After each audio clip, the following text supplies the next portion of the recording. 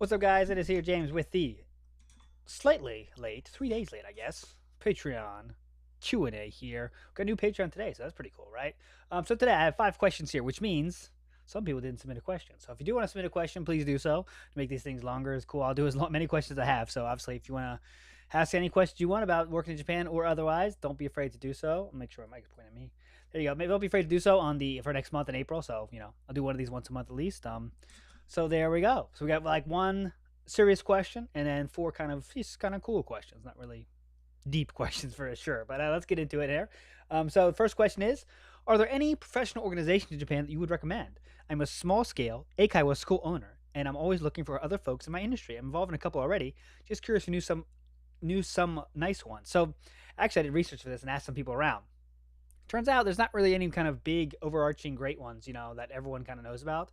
The one that everyone kind of pointed to, it's not really a professional organization, but it's something people use. It's called meetup.com for meetups, kind of for networking kind of stuff.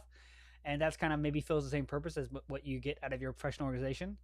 That said, though, I want to know which ones you use. So please let me know because I want to talk to them and kind of see what they do. And I want to share with other people what they can get out of it, right? Because that sounds like a good idea for sure. And especially someone like you that has a unique situation. And it'd be cool to have a group that can talk about stuff and kind of network and kind of, figure out how to do things more effectively, stuff like that. So yeah, you let me know, please. I'm asking you a reverse question. Let me know the organization you're a part of, and then I want to kind of research more about them for sure. But yeah, meetup.com is cool, but obviously it's only really used for big cities. So like Tokyo is like 99% of them. Osaka's in there for a couple times. Fukuoka's there a few times. But yeah, professional organizations, there's no like, hey, this is a great one, please join. I couldn't find. I asked like 4 or 5 people, and none of them really utilized it. So sorry I couldn't really answer the question, but yeah, meetup.com, check that out and search Japan. You'll find some stuff that maybe, at least for nothing else but networking. So it's worth a check out. Next question here. How do you come up with ideas for podcast guests? Actually, I don't really come up with ideas. I see possibilities, and then I follow those possibilities. So if I see like a Facebook post, someone said like, for example, news from General Union today, right?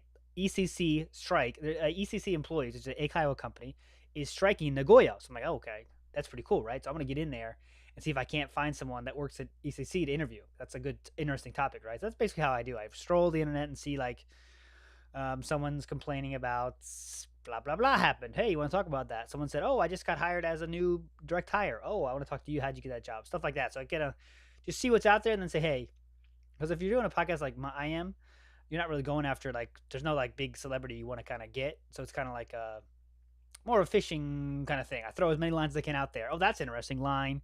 That's interesting line, and see how many bites I get back. So yeah, that's pretty much how I do it. It's not like some kind of overarching thing. If I see a lot of people have questions about the same thing, I try to do a solo show about those. But I'm always up for suggestions about solo shows. So if you have any suggestions for a solo show, let me know because I will definitely take care of it. But yeah, just see what's out there and ask people if they want to do an interview about it, and that's basically it. This is an extremely important question here. What's your favorite color? Favorite color is green, probably. Green or black for sure. I wear black the most, but green's my favorite color. Next question. Not much to say there. What's the next webinar topic?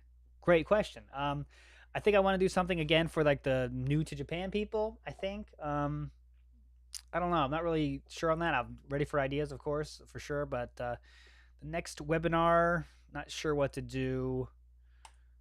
I don't know. It's kind of like I wait and see if there's enough people asking about something. There's enough people that can be guests on a webinar. I'll do that. I don't know. Like if you have a suggestion, I'm ready for them. But yeah, I don't know. Not decided. I guess is the best way to say it. I want to do more webinars though. I'd like to do something once a month for sure. But it's hard to come up with like a topic that I know a lot of people are going to be interested in is going to show up live because obviously you don't have that live element. It's just like a YouTube video that I don't want to do, right? So I don't know. We'll see.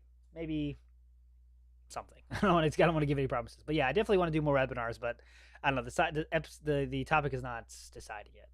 I think even if I did like a monthly one, just about nothing, kind of just talking with everybody, maybe we could build up a little community there. Like especially from Discord now, we have so many people in Discord. I think if we did that, it would be kind of cool. But I don't know. That's something in the ALTInsider pipeline for sure. Next question. You said you want to go back to America in the future. What will you do then? Well, luckily, since I'm doing mostly translation as my job, I can do that anywhere, right? So I can definitely continue. I already checked with my companies I'm working for, my main company I'm working for in translation. I said, hey, if I go to America, can I still work there? It's bank account, all cool. And they said, yeah, they can switch to America bank account, and there's no problem. Direct deposit still works. So there you go. I'll do the same thing. Will ALTInsider continue? Hopefully. As you can see, the years now, I've done ALTInsider more than 3 years. It's kind of evolved the whole time, right? So it started out as a hey, this is if you want to be a good ALT, here's how to be a good ALT. I did that for like a year. Then it changed to how to work in Japan. Then it changed to, you know, if you're an ALT now or AKO teacher now, how can you find your next job that's not teaching? That's kind of how it evolved so far. Right now, we're kind of in that how to work in Japan. Effectively, a whole umbrella of working in Japan is kind of the ALTInsider goal. So, what else could I cover? I don't know. You know, but I think there's always going to be enough stuff, enough interesting people to talk about on the podcast. So I definitely want to keep that going for sure. Podcast is something that I would be sad if I had to end it. You know what I mean? Now because it's gone so long, I want to keep it going. You know, so I will definitely continue translation stuff, and if I have to take a a different day job for something, I've worked in banking before I came to Japan, so I could probably go back to that. Do I want to do that right now? I don't think I want to go back to banking, but if I have to, I have to. You know what I do? You know what I mean? So there you go. Who do you follow YouTube wise? So if you're talking about Japan space, I don't follow too many people anymore. I used to follow like crazy amounts of people when it was back Roger Swan, Tokyo Kuni, those kind of the old school OGs. You know, Hiko Simon, of course. You know, a lot of people. That Radri, I just had interviewed him for the podcast. You know, people that when the Japan was still new to me. I followed a lot of people on YouTube to learn about it. But now, since I've been in Japan a long time, I don't follow as many people that are just talking about Japan, right? So main thing on YouTube now is like gaming stuff. So one I can recommend for sure is Boundary Break, which is where they go into the game's code and then kind of go into the background of the game and see what's there, kind of secrets you can see, how they did certain effects and stuff. It's really worth checking out. I'll link it in the I was going to say show notes page, but there's no show notes page. I'll link it down below this video for sure. If you're into video games, of course. If you're not into video games, hey. But yeah, that's basically what I'm into YouTube. I'm into so much stuff. I'm really YouTube addicted, so I have a lot of stuff to follow. But that's what I recommend. Boundary Break, it's called, and it's about gaming. So there you go. Yeah, but that is the end of my questions. Thanks for all these questions again. To the new people that joined this month, if you want to get your questions for next month, there you go. Be sure to do so. You can add on Twitter, ALTInsiderFY, of course, or you can just write it on the Patreon page. Is a great place to do it as well. Let's see how close we are to our goal. The next goal is going to be that episode about, so we're still pretty far away from our 25 patron goal of telling the story of how I met wife, but we'll get there hopefully one day if we keep the train moving along as we do. So yeah, thanks for listening, and yeah, thanks for checking out the podcast, website, all that kind of stuff. So I will see you next month, guys. Thanks again. Never forget, you rock. See ya.